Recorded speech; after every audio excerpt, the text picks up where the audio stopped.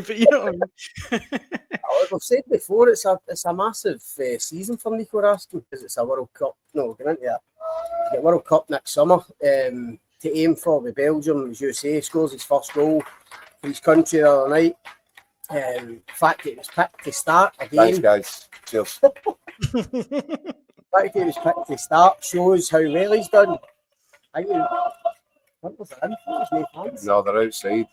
I'm guessing that's the Scotland bus just arrived. I thought we were getting a round of applause for Hotline Live there, which is quite big in this part of it. What's the name of the town? Oh, it's a massive field, Dan. You should come out one. Raskin. So he was picked the other night. Look at that midfield. I think he was picked with Tielemans and De Bruyne. You correct me if I'm wrong, Daniel, No, I think you're right. No. That's kind of company he's keeping. Scores his first goal, plays well, and it was inevitable he was going to get asked, obviously, about his kind of club situation while on international duty. And look, he's answered it the way you'd expect him to, because he's at Rangers, whether he likes it or not, until the next window. But I said at the time, as soon as the window closed, I was amazed that he was still at Rangers, given what happened around the Old Firm game when he was bombed out the squad altogether by Russell Martin, and even the manager's comments afterwards when he seemed to kind of suggest that we're all in this together. We only want people that are willing to kind of fight for the cause, suggesting that Raskin wasn't part of that. So I think the next week there's going to be serious talks between Russell Martin, Nico Raskin, maybe Kevin Thelwell, and I think for all parties they need to iron it out. They need to find a solution to this, because Rangers fans want Raskin in the team. He's a big fans' favourite. If Russell Martin's going to get a winning team on the pitch, I think he's got a better chance with a fit and on form Raskin in it. And as we say, for the player himself, he has to be playing games. He has to be playing games to stay in the national setup ahead of the World Cup next summer. But there you go, right? I mean, this is where, again, we're talking about Celtic and criticising Celtic, and rightly so. What about that? How can Rangers actually... How can anybody in their own head, Russell Martin, Thelwell, whoever it is, how can you justify thinking? What mental gymnastics are required for you to say, oh, there's Nico Raskin, oh yeah, Belgian international, going to a World Cup, plays with De Bruyne, all these guys. Let's take him out of his position and put Joe Rothwell there. Now, with the best will in the world to Joe Rothwell, he's had a decent career, he's done fine. He couldn't get a game at Bournemouth. That's a guy that's walking into the Belgian international side. Honestly, talk about creating your own problems. Yeah, I know.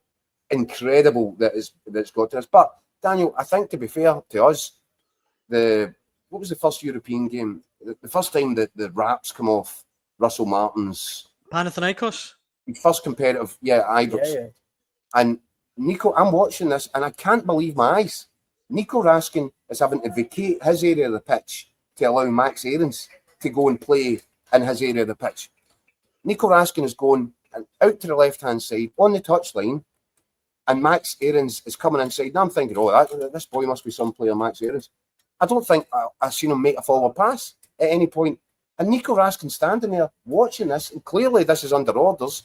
Nico Raskin has every right to question that. If I was Nico Raskin, I'd be chatting the manager for saying, "What is this?" And I think he's been made out to be something that he's not, a hothead. That comment that you said, Scott. What Russell Martin said after the Celtic game. We're only one. The inference there was that this guy's a bad apple. Yeah. This guy's bad news. This guy's toxic inside the dressing room. My belief is that couldn't be further from the truth. I think he's really well liked, really popular guy. And I think he's a guy, obviously, that's got an opinion. He's obviously confident about himself and his ability and what he should be doing. What's the matter with that?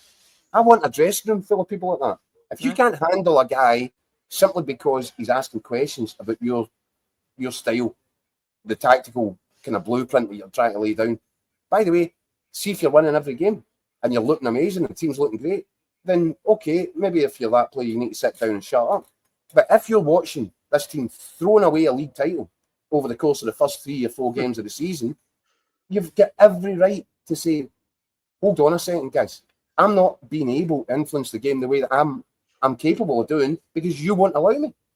I think it's honestly, I think Russell Martin's going to have to, and he's had time to reflect, and he better use it wisely because he needs to take a big step back and he needs to dilute his ego a little bit and wind it in and realise I need harmony here and I need my best players on the pitch. And Nico Raskin, without question, is Rangers' most influential player. The thing is, though, Jack, I agree with you, but it does, because of the circumstances, you know, with the transfer, so close to the transfer window, to say, talk about a World Cup year and that, it does look like Russell Martin's kind of won this fight at the moment. So the real interesting thing is what happens next. He's won the fight initially because Raskin... How's he won the fight? Oh, because he wanted rid of Raskin. You know that he wanted rid. There's no doubt about it. You don't treat a player like that. He was desperate to get rid. He wanted him out before that window shut, and it hasn't happened. In terms of bombing him out the squad, Raskin's the one that's going to need to go back cap in hand to Russell Martin. I don't know. Well, if I'm in charge of Rangers, right, and say I'm Andrew Kavanagh, and I know I've got a player here that walks into that Belgian first 11 and will go to a World Cup. The value I'm placing on him, he's an asset, my best asset I've got. I'm telling you right now, I'm picking up the phone to Russell Martin and say, you better get this sorted. This boy needs to play. You're right, but his comment after the games we've just said was basically saying to Nico Raskin, you better toe the line, you better do what I ask you to do, or you'll not be part of it. And that's where these talks are going to be so interesting because, as I say, I think Nico Raskin is going to go back a bit cap in hand and say, right, okay, what do you want from me? What do you want me to do? And as you rightly said, so far, whether Russell Martin likes it or not, what he's been asking Nico Raskin today doesn't suit him. It doesn't help the team, or it hasn't helped the team. I think Raskin himself sees himself as a kind of number 6 sitting midfielder, as a 2 sitting in midfield.